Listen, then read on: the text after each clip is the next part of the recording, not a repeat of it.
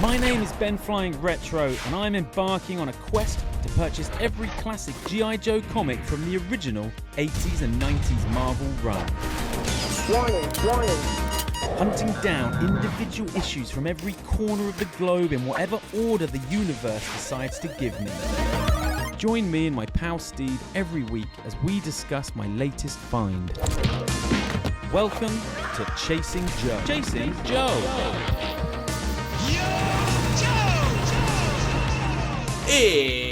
It's episode 73 of Chasing Joe. You are in safe hands. I am BenFlyingRetro. Welcome aboard this voyage, this odyssey through Marvel's era, GI Joe. I don't do it alone. I do it with a man from Cape Town. Reporting for duty, sir. This is S-Jub7. Or just Jeez. Well, Steve, Oh my God. hey. Imagine if you were reporting into me in some kind of G.I. Joe Elseworld. I would be a terrible commander. Honestly. Wasn't there an episode of the cartoon where Shipwreck, Lifeline, Yes. and Dial Tone get handed like general ranks? Yes. And isn't it a design? It's a shit show. Oh yeah, General BenFlyingRetro. Just to let you know, man, if I'm doing a video game and there's like shooting involved, I am a camper. I'm a camper by nature. So I'm Snips and I just stay on the fringes of the map. That's how I play. Just putting it out there. So don't take orders from me.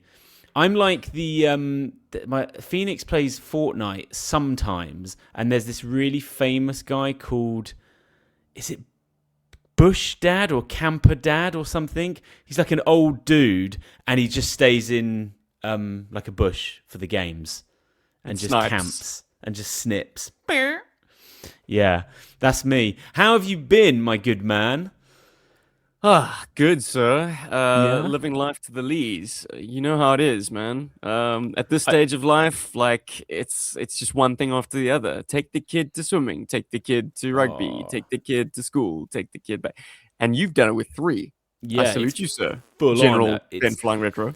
It's been General Douche. It's been show week back here for Indiana. Performance of Peter Pan. 5 showings over 3 days. Is so full on. We're all very proud, but it's just like when it's over, it's like breathe. The toing and throwing to rehearsals and stuff is unreal. So yeah, that was good. So saw it twice. She was amazing. She was Tinkerbell. Oh, She had like a battery pack and lights in her dress. Really- sick. They didn't have that in our day. It was so cool. And when she drinks the poison and she dies, there's like audience participation. You have to cheer and clap, Oh, clap, to of course. to wake her up. Oh, so good. She was obviously she was Peter Pan lore. You got to clap to get the fairy to revive. Well, look, the dude that played Hook, I'm telling you, his performance was so insane. Had to shake his hand after. I was like, Shake his my hook. dude. It's just amazing, youth. What youth can do. It just blows me away. The Well, talent. it's a delicious role. Either way you carve it. I mean, Dustin Hoffman in Hook, Yeah. absolute standout. What's your name? Are you an animal? A mineral? Yeah. A vegetable? Anyway, man, when What are you doing, Ben? when I watch people act, I want to act. But Oh boy. we ain't here to act. We are here to talk about a comic With a little bit of acting. with a little bit of fool. acting.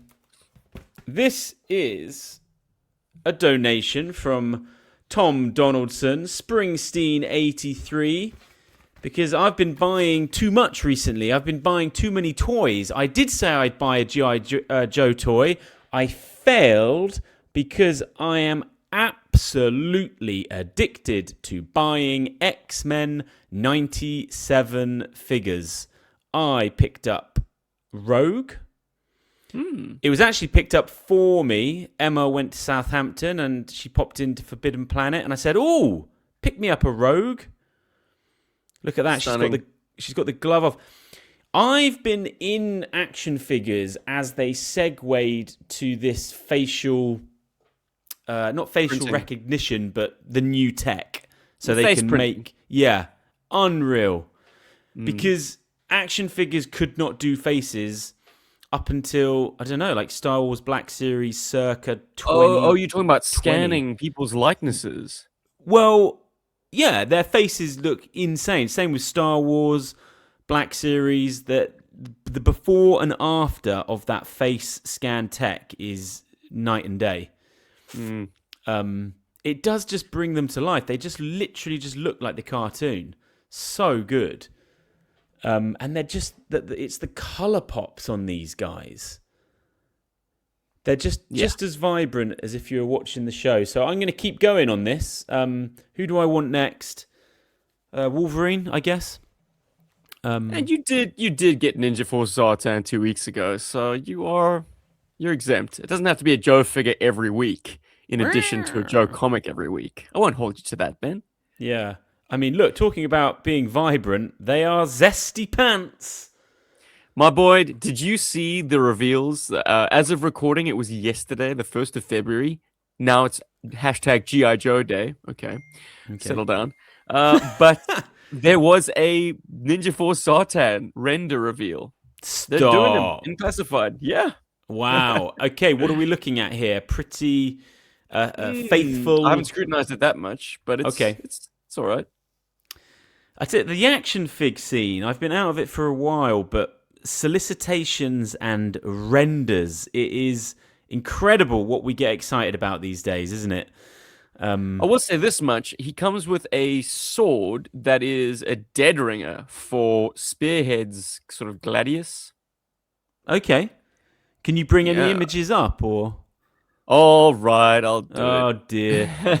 I had the comic queued up, so now I've got to share something else. What I mean, Let's when me and find- Chief went deep into figures for, I don't know, 4 or 5 months, it's just so much of being into action figures is like news cycle and these kind of renders, and you're just like, oh my god, I'm excited for things I can't even go out and buy. Yeah, Well, wow. back in the day, we used to do it in hindsight. We used to look at the printed catalogs and see what else we could collect. Now we have it in foresight. Now Yeah, we look to the future. I Like we know, get but these drip feeds of information and pictures, and it's like, get excited, guys, get hyped.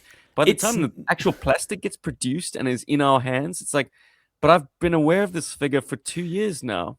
Yeah, it's Okay. no way to live your life, man. And also, all that happens is these solicitations just extend their time before the release of the figure. You know, it starts off being this is coming out in 3 months to 6 months to some of these figs are 1 year now.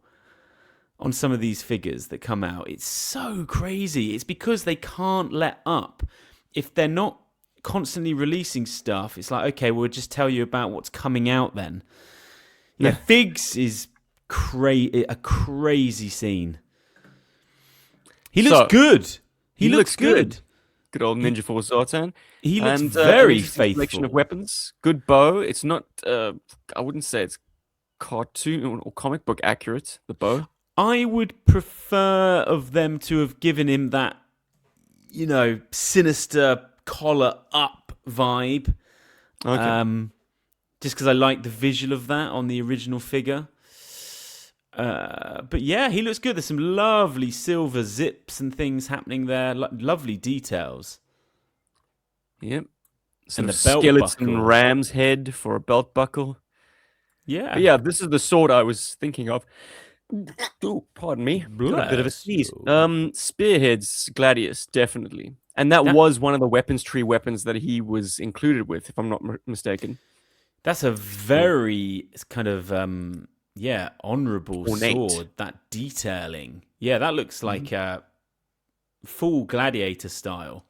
Or now it's looking a bit more like a Chinese Dao. You know, a straight blade, double-bladed sword, as opposed to a katana, you know, the Japanese style. Yeah. Let's have a look at his face. Let's look at his face. They're white Wow. eyes, but they do have irises, so there is detail in there. So they've gone with a color match on the mohawk. Oh, your mohawk is faded, I'm afraid. Oh, is that just fade? Because it's Yeah, kind it of should be a. the same color as the face tattoos. So that's not a fade though. That is a full. The plastic is kind of. Yeah, maybe that's just what colored. happens. Yeah. So okay, so riddle me this, Batman. Are pretty much all Zartans the faded mohawk? I think you can find some that are perhaps well preserved. Right, but it's not a paint app. That's kind of like a bleached effect, isn't it? Yeah. Because it's a soft Plastic rubber. on yours has seen some UV, or maybe it's just the plasticization Yeah, of it. It's degrading. I quite like it. Yeah, nothing wrong with it. It kind of because it sort of looks bleach blonde. Exactly. Yeah. Okay. Well, we best talk about a comic at some point. Let's do a little reveal.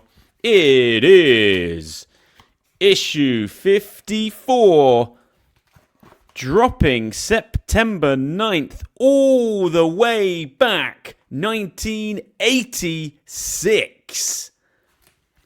This book is old, very old.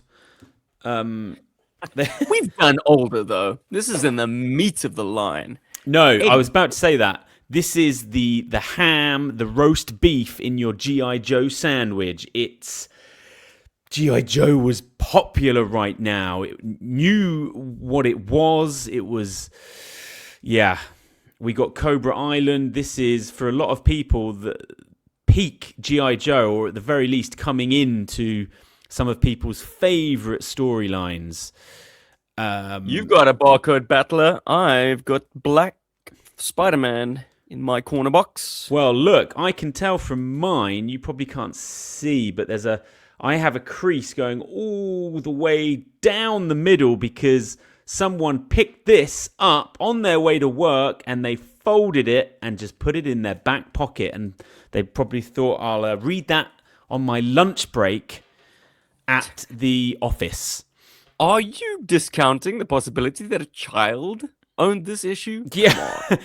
In my head, it was just on my lunch break. It was someone in Times Square, and they'd nipped out for a meatball sub, and they just picked this off the newsstand. Yeah. No child was reading issue 54. Look, mine is embarrassingly good, Nick. This must have just found its way to me by magic, because this is not a childhood copy. Okay, good Nick for issue 54. 75 cents this would have set you back in the day. Before I do the pop culture zeitgeist, I'm just staring at the cover. Do you want to say a few words about the cover? Let me bring it up. I'm not the biggest fan of this being drenched in that kind of vanilla beige vibe. It's not popping for me. I'm not saying Couldn't this agree is more, nothing, Ben, but how can you overlook the incredible appearance of good old Flint? Oh my God, my window has disappeared. What a shame. Your window's disappeared. No, I'm just saying that this cover doesn't ring any bells. I don't have anything baked in to say about this cover. My favorite things are the beautifully kind of drawn detail of Flint's shoot and kind of all of these background images, like the Terradrome down there in the jungle is amazing. The downed X30 in the background. Yeah, so it's kind of all of the peripherals I like. What say you? The yellow sky is maybe a weak choice, but it is an accurate choice. I mean, it's that kind of, it's either early morning or late afternoon. It's the freaking jungle. Yeah. Yeah. And the whoosh of the Firebat coming, having launched from the Terradrome. It's quite nice. Very cartoony. Now, this cover relates immediately to a commercial which was promoting this issue, which Love tells these. us something very interesting about this issue's origin. It Okay. must have been, at least the outline for it, had to have been tendered long before this issue was written. So we're dealing with a blue fire bat on the cover. Yeah. We're dealing with Flint in the foreground, but as we learn in this issue, something's up with Flint. He's not really as expressive as Mike Zeck has But drawn him. Make no mistake, that is Flint right Yes. there. As far as this cover is concerned, that is the story that they are selling you. And that is, in fact, the story that they're selling you in the commercial as well. There's no overtures made that this might be a switcheroo. Yeah, the fire bat is in kind of full Rattler Cobra blue, isn't it? Yep. That's how you know. But look, thank God we did get it in red, because it's, you can't really think about a fire bat without that beautiful crimson red. So I'm very glad they didn't end up making it in blue. But yeah, is this the first introduction of the X30? Yes, and the introduction, or I would say the introduction of Slipstream, though he has been spoken of in, I think, issue 50 or 49. Okay. Sorry, the invasion of Springfield. He's definitely flying the C-130, one of the C-130s. But Because- yeah, this is his first sort of proper introduction, and he, I think, starts the template of like jet jocks being aces at video games. Yes. Yeah, I mean, because of their... this is a trope that Larry has revisited a couple of times. It's definitely Slipstream. It's also Dogfight, and then a Navy gunner by the name of Rampart is also kind of a video game aficionado, and that somehow relates to them being super good behind weapon systems. I think it I tracks. I think that tracks. Hand-eye Well, coordination. you could be a sniper tomorrow, hey Ben. You got all that camping experience. I've just got the camping experience, not the weapons experience. But look, that is your first time you see an X30 and it just looks like a big falling capital X. You'd be like, "What the heck vehicle is that?" And that's the first fire bat we see as well. Cannot confirm or deny. I guess so. Yeah, this would stand to reason. I mean, are we skipping to a summary by any chance, Ben? No, we're not, because I'm just gonna smash you over the head with a cricket bat, British, and drag you to the movies in September the 9th, 1986, where we would be seeing Top Gun together, which is highly fitting for this issue. Because there's a lot of dogfighting in this issue, which is great. We would be listening to Walk Like an Egyptian by the Bangles. Got a lot of time for the Bangles. Arcade. I wanted to bring this up because I didn't know if this was something you were into when you were younger. Did you like puzzle games? Did you ever go down that route? So, Bubble Bobble, does that mean anything to you? Oh, I love Bubble Bobble in the arcade. Absolutely. Oh, amazing. Okay, because I could totally hum the theme tune right now. Wow. I was researching this and I was like, I don't think S. Jubs is a puzzler. But you did enjoy that. Bubble had that same appeal as like Ice Climber or any kind of two-player cooperative game where you're trying to clear a screen. Yes. Snow Bros comes to mind. Yeah. But Bubble Bobble was definitely one of the earliest ones. That and what was the one where you fire at balloons that are falling? Not columns. Man, I forget. Oh, Buster Buddies. Or no, Buster that doesn't. Bros. No, I don't know that. What system? Okay. Nintendo? But it was arcade as well, so cabinets. But then I Okay. got a collection of them in early PlayStation era. Well, but anyways, Bubble Bobble, listeners, love that game. Wow. Update your S-Jub file card because he likes Bubble Bobble, and that's a shock to everyone. Look, it gets even Don't more go calling me fitting. Slipstream just yet, Ben. No, jeez. It gets even more fitting because would I be right in saying that the Terradrome was released as a playset in 1986? I'm pretty sure it found its way under Christmas trees that December. Now, big ticket item. that's a big box, though. Big Oh, box. It must have been. Wow. Look, we all know that you own a Terradrome, and I can tell you one thing: in the UK, in the play sphere, unheard of. I mean, not happening. I never saw one. I never met someone that had one.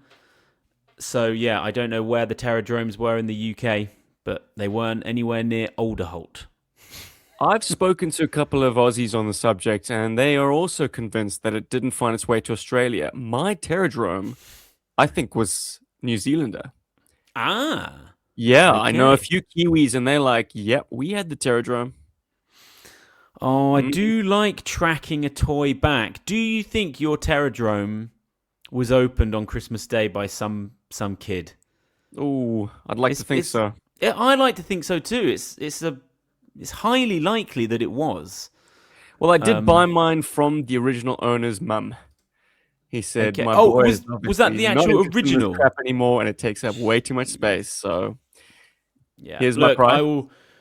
I will never forget your text of I've just gotten out of the bath with my Terradrome or something.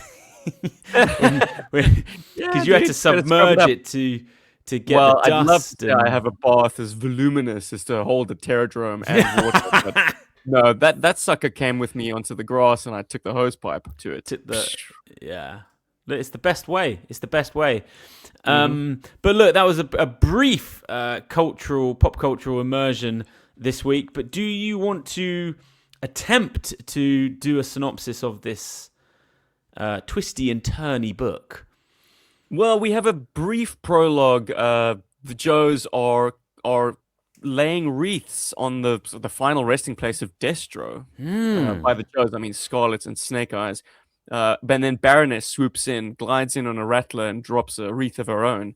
They're all presuming that Destro died in a previous issue. And Flint's like, why are we doing this for our fallen enemy? And Lady J is like, well, sometimes you fight someone long enough, you learn to respect them. Anyway, prologue aside, we are in the thick of Serpentor's master plan of selling Terradromes to any tin pot dictatorship and, I suppose, Western European power that can afford them. This week, we're taking a trip to Sierra Gordo, where these guys have briefcases full of millions of dollars, and they are getting their Terradrome stock up. Hawk, with the brainchild, comes to him via Airtight to get someone inside a Terradrome to try and learn their actual purpose. Airtight suggests maybe a ninja like Snake Eyes is your man. But you have to slip him in without them knowing he's in there, because if you do slip Snake Eyes in, they're going to double all the security. So Hawk devises that he's going to send Flint, in inverted commas, in an X30 and have him pretend to bail out over the Terradrome, get captured, and be taken inside. I think that's pretty much the broad strokes of this. But the main set piece is a dogfight between two new toys, Slipstream in the X30 and AVAC in the Firebat. Ding, ding, ding. And the title of the issue is Launch Base. And yeah, we open up to that scene that you just described with a iconic V2 Snake Eyes. And yeah, it's a bizarre scene. They are throwing in some flowers, and then Baroness, are we assuming that she actually is gliding in, that she cuts engines to make it an even more poignant sort of note? Yeah, I think, well, the engines are on idle. I don't think you want it to cut your turbines. Yeah, but then she engages them after she... Oh, yeah. Vroom. I mean, what is she doing there? She just pulled out the... She just slipped the canopy back and just tosses out a wreath. I'd like to think she had the wreath attached to sort of the bomb hard point. Look, it must have been so she hit a bomb release to get that thing to drop. It must have been pretty tempting there, because how many Yeah, Joes no, she's did got you a full have bomb there? load, dude. Yeah. I mean, you could probably do two birds with one stone there. Deliver the sentimental wreath, but also kill 4 or 3 Joes. Alas. Oh, why? Because we're saying Snake Eyes would have slippery dodged all of those 30-round cannon Yeah, shells. no, 4 Joes. Yeah, she could have just wiped them all out. Oof. But we do get a couple of scenes, only like 2 pages, but we do see Cobra Commander and Destro down there. And it's quite eerie. I have to say, it is quite eerie because Cobra Commander is panicking a little bit, taking big gulps of oxygen, and Destro is, well, being very Destro. He's very calm and he's thinking. It's an interesting 2 people down there. I could have actually done with editing between, coming back to that situation throughout the issue. I think that would have worked quite nice. Right. You like a little confinement story. I do, especially with those 2. Yes. I think Cobra Commander down to his vest as well, just scratching through the rubble. But not taking off the mirror face. Man, No. that thing must mist up when you're breaking a sweat. Yeah. So anyway, but we crack on and we get the introduction to Slipstream, and he is playing a interesting video game, one that I would like to reference in the cultural landscape. MiG Waxer. So you're waxing enemy Russian MiGs, correct? Yeah. Okay. Look, if I'm not mistaken, I think the term came from the Korean War, where you had F-86 Sabres on the sort of the NATO side of things. Or no, was it NATO? It was actually the UN. Wow. Okay. Versus Chinese and Russian MiGs flown by either Chinese and Russian pilots or North Koreans themselves. Now, I'm only getting my knowledge from Top Gun, but MiGs were something to be feared back in the day. Yes. They were very new in the 1950s. more advanced, and I take certainly it. were better than a lot of US and British sort of Western jets. But the F-86, look, depending on who you talk to, because of course the Russians, the Soviets, and obviously the North Koreans will deny this to high heavens. But I think the Sabre had a 2-to-1 kill ratio over the MiGs. Okay. But when the MiG-15 appeared on the scene, it definitely outclassed. It gave everyone a big shot. It was faster. It was more maneuverable. It carried a lot of firepower. Well, look, that cabinet that Slipstream is playing on is vast. That is a big, chunky wooden arcade cab with a mighty big screen. But look, I love it when an arcade cabinet appears in a... 24 MiGs on that screen. Yeah. Look, this is how you introduce your new ace fighter pilot. Look at the stick wobble that he's getting there. With a few vips, he clears the screen and gets so many points that there aren't enough digits on the display for it. Look, he's made them surrender. We surrender, comrade. Overload. Overload. Okay. Right. There we go. Bit of an go. overstatement by Rod Wiggum, but I mean, we get the point. Yeah. How do you feel about all the Cobra Command stuff that we get in this issue? Oh shit, we're glossing over the fact that he actually makes the cabinet explode. Oh my god, snap, crackle and pop! What sort of It's video on fire. game is this that it can't handle someone simply getting a very good score, that it actually burns out? Oof. That's crazy. Look, maybe Anyway. it actually happened in the day. The boards just couldn't handle the input. Wow. And they actually sort of overheated to the point where something sparked and caught fire. I mean, we don't know. These machines are dinosaurs. Maybe there was arcade cabinets out there that were prone to bursting into flames. Look, you're going to get me upset because one thing that I miss in the sort of social soup of 2026 is, I want the arcade to be a hangout spot for young people again. That is not going to happen, but... when arcades were in every town and they were filled with tweens and teens just gaming. Oh, Shoulder to shoulder. Even what if you were playing your time. own cabinets, there was someone right beside you, probably smoking a fag if they were, over a certain age. Very much Because so. that was allowed flagrantly. Yeah. Incredible. Oh god, I miss arcades so much. And look, I love these retro ones. They're fine. but it's a facsimile. It's not the same. They're great, but it's just not the same. I miss Sega World in Trocadero. God, I used to love going there. 5 floors. And look, no joke, Japan is a very expensive family trip, but one of the main reasons we love going to Japan so much is because arcades are still integral to their culture and literally play into their working day. You know, you clock off, you go to the arcade and smoke some cigarettes and play some games. I just love it. It's so cool. Anyway, yeah, how do you feel about Cobra in this issue? Serpentor, a load of dreadnought clowns mincing around the upper echelons of Cobra.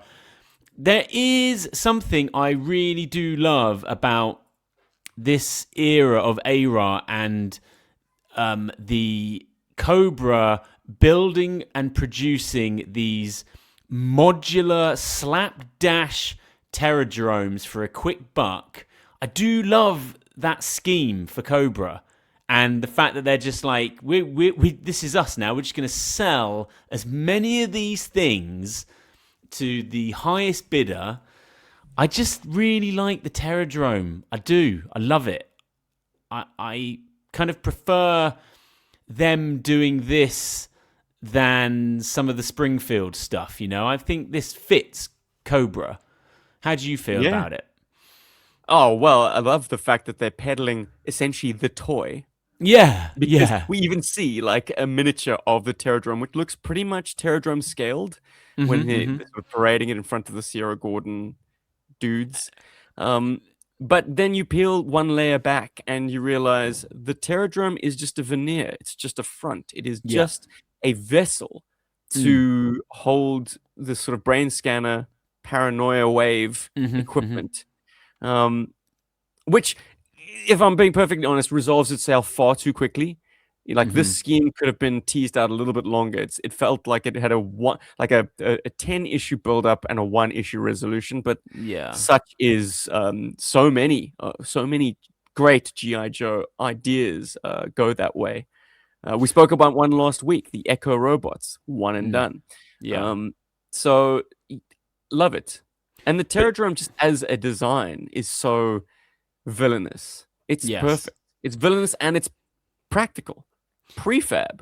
Hey? Serpentor was building them cheap. Building them quick. Modular, you know. Snap together it can be built in a day if you've got some tools. I like Serpentor in full sales pitch mode as well. Oh yeah. Like, you know, he's not just kind of he's doing business. He's actually doing a deal there. Whereas he could easily slaughter those guys. But he's not just a kind of Mumra villain. I like the idea that... Even though he's dressed like one. I was about to say, imagine going into a very stuffy sort of sales pitch meeting, but the dude who's selling you this shit is dressed like Serpentor. His incisors are kind of... Yeah, he's got some fangs there almost. I don't know if this is a design choice that was dropped or if Serpentor actually does have serpent fangs. But it is lovely. What a face. But no one is above liking suitcases of cash, you know? Oh, yeah.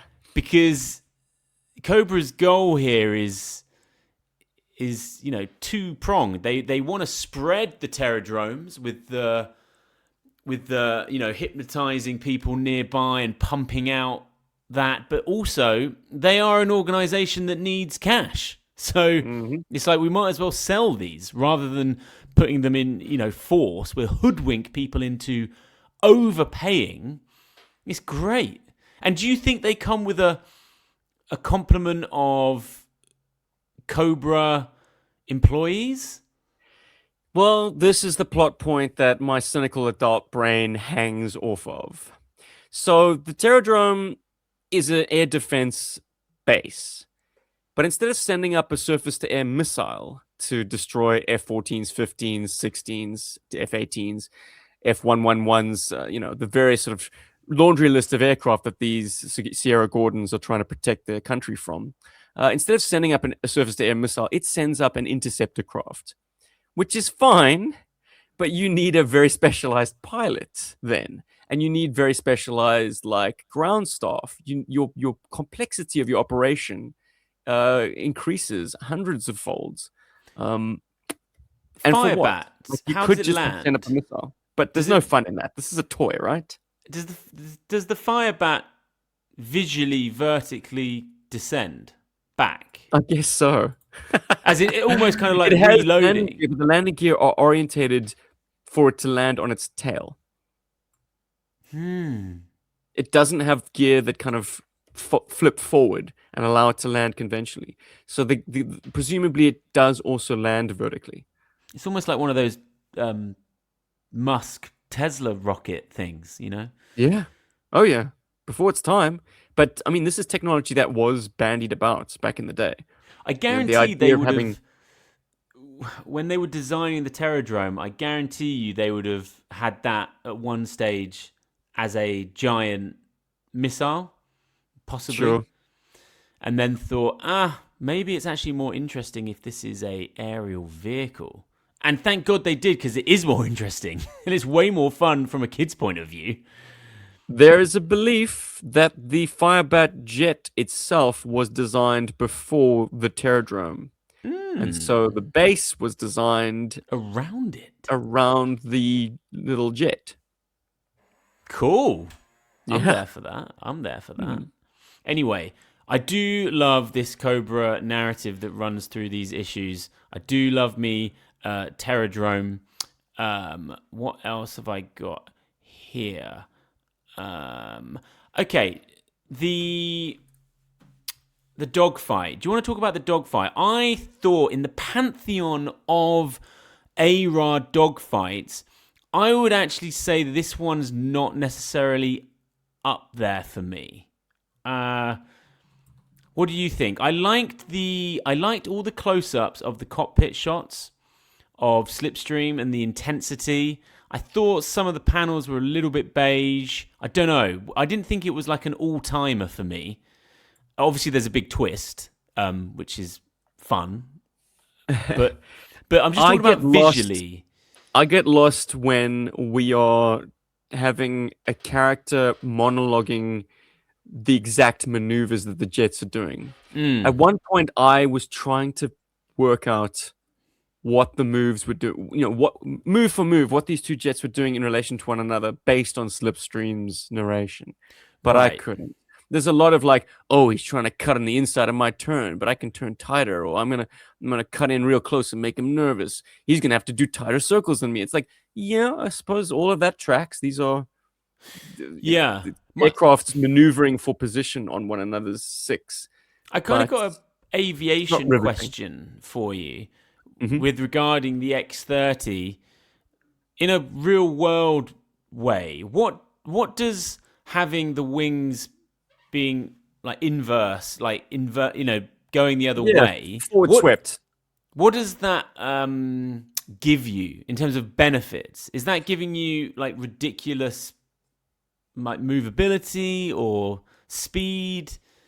So think about the trailing edge, which is the back surface of the wing.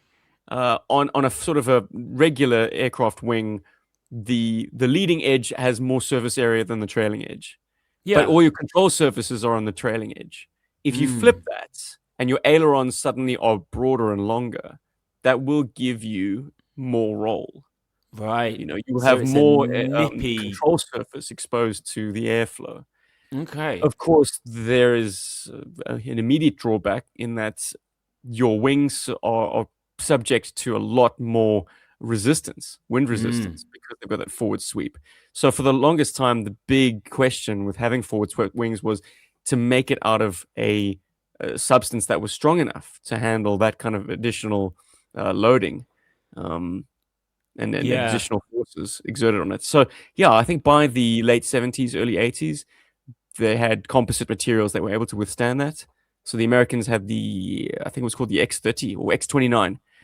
And the Soviets had the Burkut. Right. But neither of them went into full production. They were just test beds. Yeah. It's got a really kind of dynamic and interesting look because of those wings. It's instantly recognizable. I don't think the Conquest looks like a good guy jet as a result. It's Yeah. too out there. Yeah, but the color palette, snaps you into thinking that it's a good guy's jet, I think. Yes, but you put it in any other skin. Oh, yeah. I've No, got no, a no. Flight Control one, and that makes a lot of sense because let's face it, this thing is just like it's like a martial arts weapon Yeah. with all its points. It has so many pointy bits. But hang on a minute. Why are those cockpit micro wings not at the front? Oh, the canard wings. Yeah. Are you talking about practically why a jet like this has canard wings? In the comic, they're drawn on the nose all the time. Oh, Are they not? Oh dear. So they're further forward. They're always on the nose, no? I don't know. Well, you've just stumbled onto perhaps a little art error. Like Rod could have afforded to position them a little bit further back in most of his illustrations. I guess he got a little bit loose. But I suppose you do need those because it's going to be it's almost too rolly without them. So the Firebat also has canard wings because the Firebat has no tail and its lifting surface is all the way back on the fuselage. Yeah. So in order to stop it from having like a massive downward pitching moment, you put canard wings to kind of balance that out. Because as you're reading this, you're ever so slightly shocked because of how Slipstream has been introduced with his gaming skills. You're like, geez, this didn't go well for Slipstream on his first ARA issue. But of course, it was a wild ruse. It went so well that he was able to convince the Firebat pilot that he was indeed not shot down. Yeah. But the Firebat spits out, I think it's either 20 or 25 millimeter shells.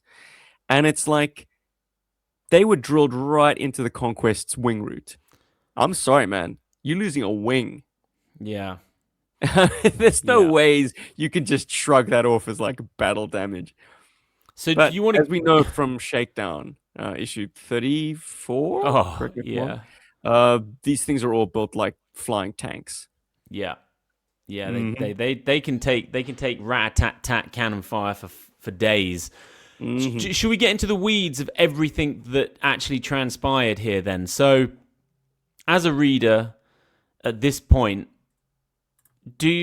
are you aware that is not Flint in the cockpit? They've dropped a lot of breadcrumbs. They've dropped enough. Yeah, I think they've dropped enough that it's just from a visual point of view, it so is. So it's difficult.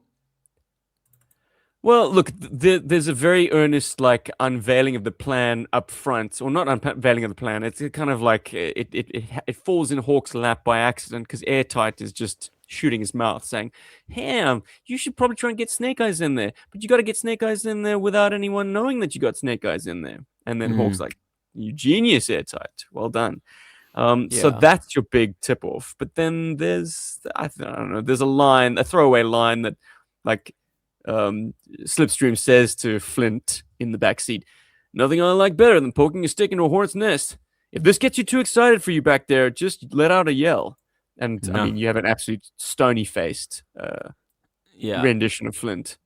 He's not doing nothing. That's a good shout. Flint would be all up in the dialogue if that was Flint during that whole scene. Yeah. I mean, Slipstream's doing all the talking, way too much talking for my money. Yeah.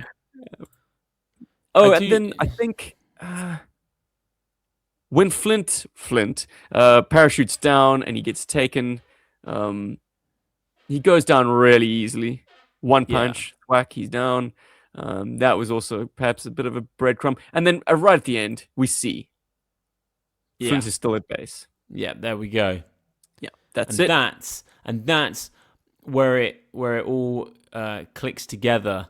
I quite like the idea of like, no, do I or do I not?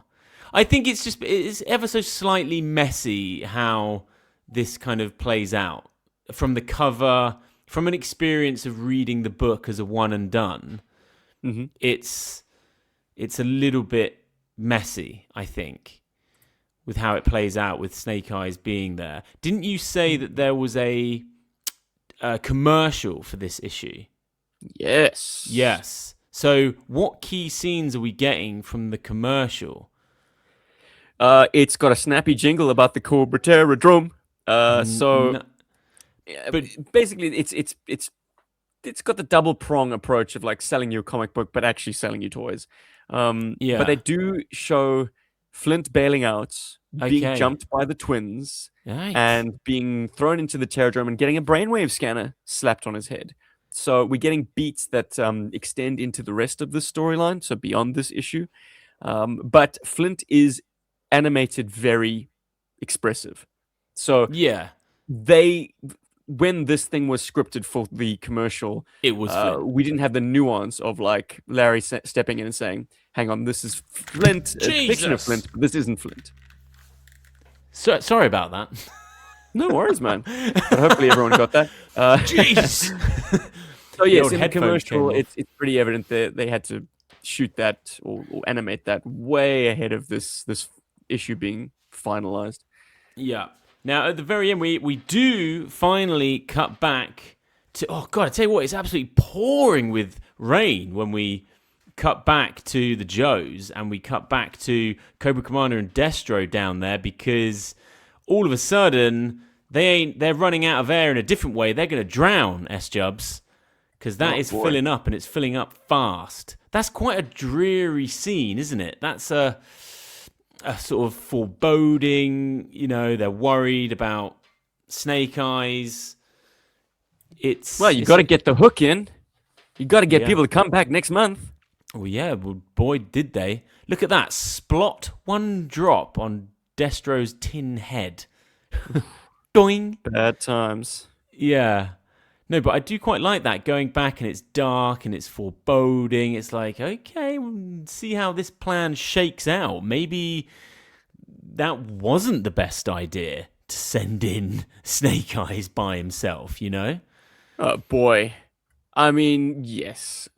Hawk is nothing if not like reckless with his own men. This Yeah. is delivering a key personnel into the jaws of death. Isn't that a beautiful panel? And doing it in a very irresponsible way. I mean, like, what if Slipstream had miscalculated or been mismatched and actually had a semi-decent pilot on his tail? Yeah. You just lost two. She lost two, an expensive aircraft, and the mission was an absolute disaster. I kind of actually thought that panel was the shadows, but it's actually just the silhouette. But it is lovely. Yeah. Well, it could be either if there's a strong enough lighting source behind them. But yeah, no, silhouette works for me. Yeah, it's quite striking. And Mindbender's cape flowing as he's so freaking proud Theatrical. and into and theatrical about that damn Braveway scanner. He loves it. Is this not the first reuse of the brainwave scanner? Well, no, they used it for Serpentor as well. But, it's nice that they keep calling back to the fact that this isn't a Mindbender original. This is something that he inherited from his predecessor, and he has kind of made his own embellishments to. Yeah. Mindbender is clearly a Larry favorite, and he was such a big deal in the Sumbo cartoons that for me, like, he was such a top tier villain from a play point of view. And when I picked Mindbender up loose when I was a kid, I just remember feeling so lucky to have got him because he was an older figure that I got years after release in such a random way, just in a random toy shop on the peg. They had Mindbender. And but I was such an essential character. Yeah, and I was like, oh my God. I just remember thinking play is going to be way more interesting now when you have, he's one of the big bads, man. And he's also one of one, as Cobra's like chief sort of evil scientist. Yeah. Cobra's full of saboteurs, spies, sneaky people, soldiers. but like, who is there other than Mindbender to operate your lab, your crazy inventions? As a kid, Central. that is scary. Villains that are doing questionable experiments and there's just a darkness in there. It can be creepy. Like, there's a lot of room for play with Mindbender. Unfortunately, my play got a little too heated and I snapped his arm off. And I don't know how I snapped it, but to this day, that super glue adhesion is, I mean, it must have actually melted both bits of the plastic and fused. I mean, it's still glued together to this day. So there Excellent. you go. There you go. That is my Mindbender journey. But overall, how are we feeling about this issue? You don't remember picking this issue up, so I take it you don't have any kind of childhood memories of this issue. But the logical placement of the X30 as the natural adversary to the Firebat was something that I tapped into. In an early play motion on the GI Joburg channel, I pitted these two craft up against each other, except I made the Firebat a drone. It was unmanned. This time we're dealing with a manned dogfight, one-on-one. Look, speaking of Sunbow, the X30 a superior dogfighter. Yeah, the X30 features heavily in Sunbow, as does Slipstream. Like, it is wildly iconic, I think. And I always looked at it as, I think you've disagreed with me in the past about this, but ever so slightly a mid-tier toy jet, as in slightly more affordable, like slightly smaller in hand. Like, I don't know, it fits a gap, I think. But how do you feel about that? I don't see why I would have opposed you. I think, the X30, the Conquest, does put a GI Joe jet within easier reach than the Sky Striker, which feels more deluxe and probably commanded a higher price tag. Yeah, but I sadly I never had one. But when I look at it, I can't separate it from Sunbow. It just feels like the Sunbow jet to me. Does that track for you? Oh well, I'll tell you why. Because I had the slipcase Sunbow episode, 20-minute episode of Slipstream and Raven. Oh, beautiful. Yeah, that's a good one. And that is, again, fitting into this issue, one of Mindbender's forgotten projects, isn't it? Yes, some kind of monster that he abandoned on an island. Great episode. Wow. Yeah. I mean, that was a slipcase VHS that didn't feature, that wasn't a twin pack. That just had that episode on it. Amazing. I am guilty of predominantly watching the first season of the cartoon series almost exclusively. I guess it's because part of me wants to find reasons to put a cap on my collection. Like, the 1986 series is great, but you're then opening up the doors to bats, terradromes, stuns. Like, there's so much lore that is created in that year and that year alone that it actually changes the character of GI Joe as a property.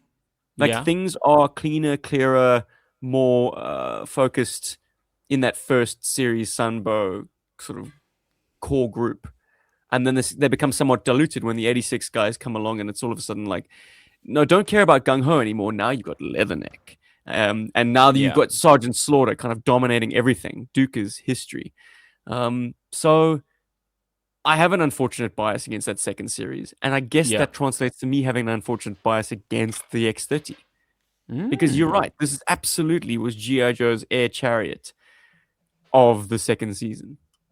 So if you like those episodes, you love this jet. Oh yeah. Did you have a funny anecdote about some coffee beans, did you not? I still haven't gotten to the bottom of it. But there's a throwaway line, and I'm hoping some listeners from perhaps the United States who are perhaps around when this issue dropped to enlighten us. but there's an inside gag. As the X-13 nears Sierra Gordo, it streaks overhead. There's a guy with his donkey, and he's presumably got coffee beans loaded up on the donkey, and he says, "I hope that guy in the white suit doesn't laugh at my coffee beans like he did last year. He's so fussy." This must relate to a commercial that was doing the rounds in 85, 86. Yeah. Surely. I mean, do you think you do a flyby that low, that fast? Are we blowing out your eardrums there? Would you think? Are we doing some serious damage that you're not actually going to recover from? Well, if you are, that close and I suppose like at full afterburner, it depends on what intensity he's got his engines set to.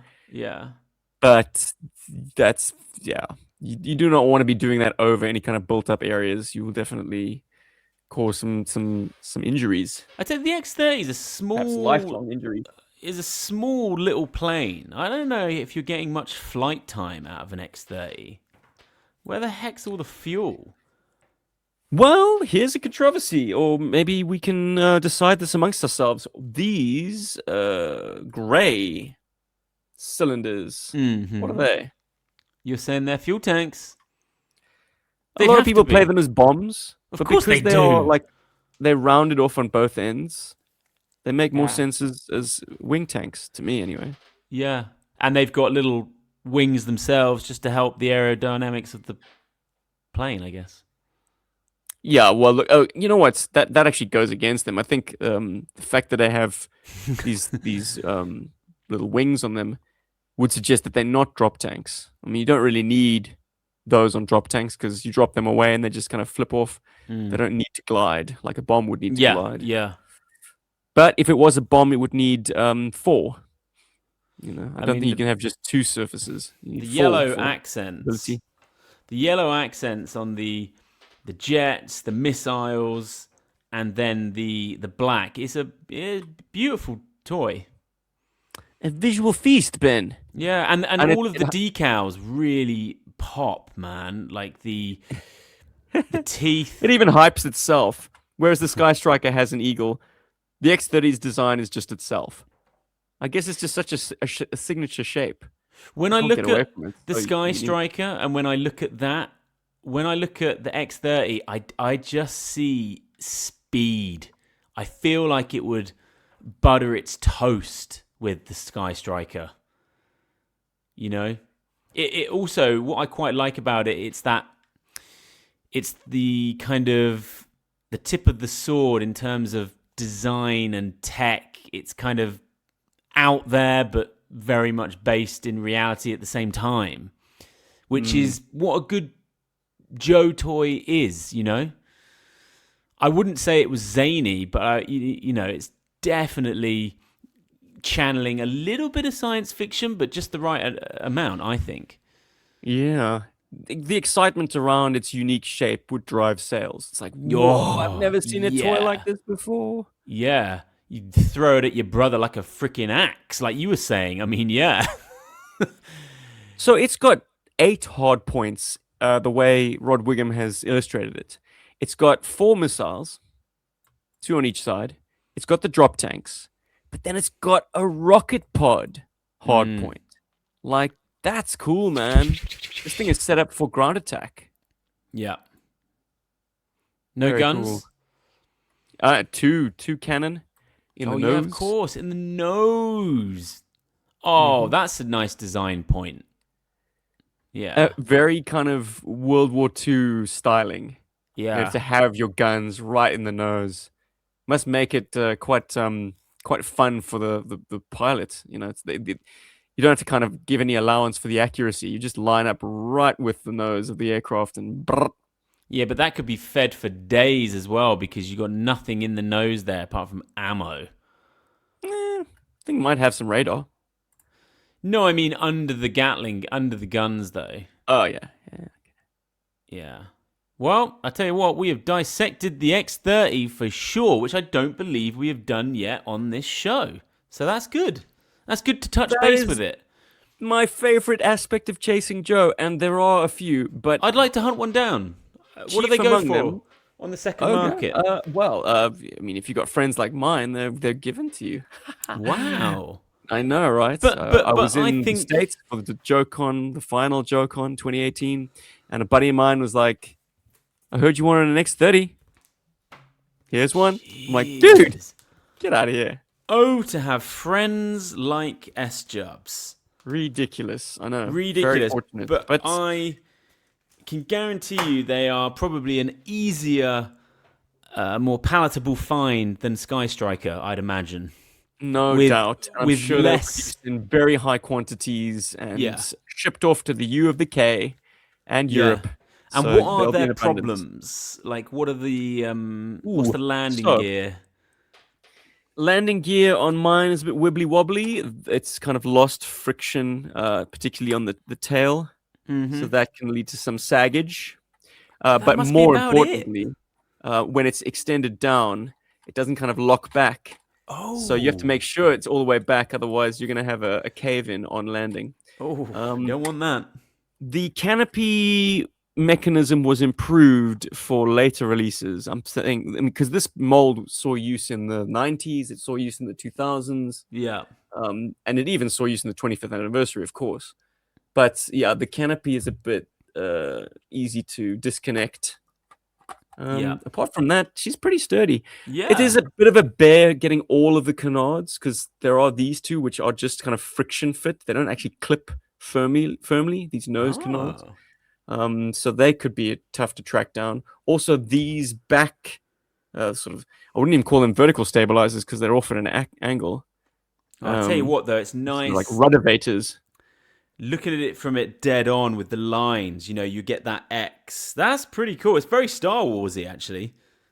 That is quite the image. Lethal. Because yeah. that's interesting. So it's an X from that that way, but then also when you flip at it and look at it the other way, you're getting that X as well. So cool. Man, I think we've discovered some serious love for this bird.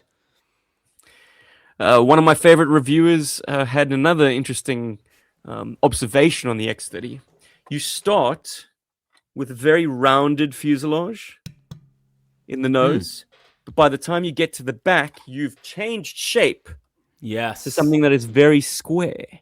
Yeah. And that's an interesting design choice. So this jet had some great, at least sort of sculpting and design flourishes. Whether or not they were aerodynamic or not, who cares? It's a Seems a creative, little- interesting toy. It's It's full of interest and intrigue. From a point of running around and playing with that as a kid, it feels a little bit more hardy than a Sky Striker, a little less flappy. You can have some fun with that thing. Maybe the fact that all the little wing surfaces are easily, they're just friction fit slid in, is a design strength. Because if you did happen to have any hard landings, those things would sooner pop off than break. Running around with the Sky Striker can be a little bit rattly for sure. It can make some noise. It can, that thing is predominantly a big solid piece. Yes.